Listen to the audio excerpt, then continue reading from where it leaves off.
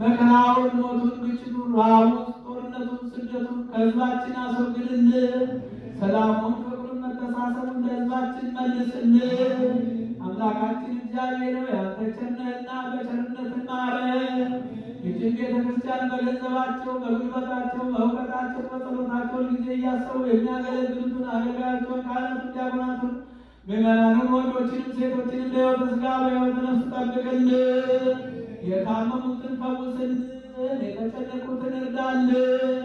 ከእኛ ከቅድስተ ቅዱሳን ከንጽሕተ ንጹሐን ከድንግል ማርያም በረከቷን ረድኤቷን አሳድርብን።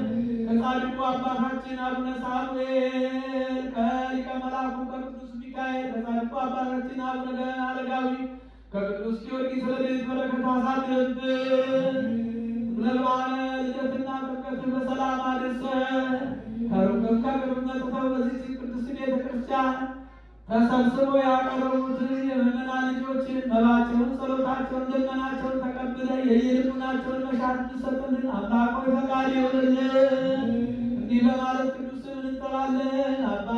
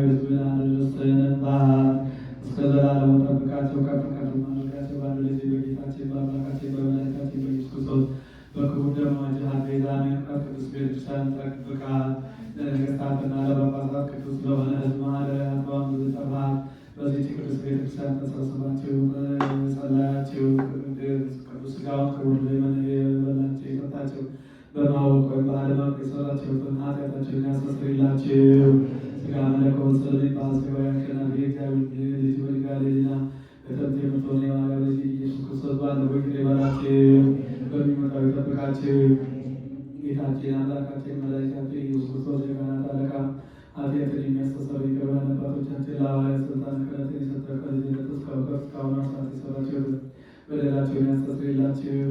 አባቶቼና ወንድሞቼ ዲያቆናት በዚህ ቅዱስ ላይ የተገኛቸው ወንዶቼም ሴቶቼም በየስማቸው ከኃጢአት ከበደል ነፃ ያወጣቸው ሁሉ ይህን እናንተ ለመንግሥተ ሰማያት በቃል የተዘጋጀ አድርገን ዘንድ በማረነ ክርስቶስ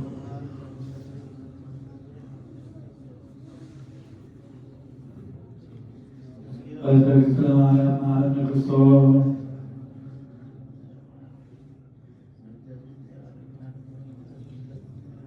ንስሐን የምትቀበል ኃጢአትና በደል ሁሉ ይቅር የምትል የምትደመስስ ጌታዬ አምላኬ ፈጣሪ ኢየሱስ ክርስቶስ ሆይ ይህንን በዚህች ቅድስት ቤተክርስቲያን በፊት ራሳቸውን ዘንበል አድርገው ደጅ የሚጠነውን የምእመናን ልጆች የወንዶችን የሴቶችን ይህንን በደል ኃጢአት ይቅር በል።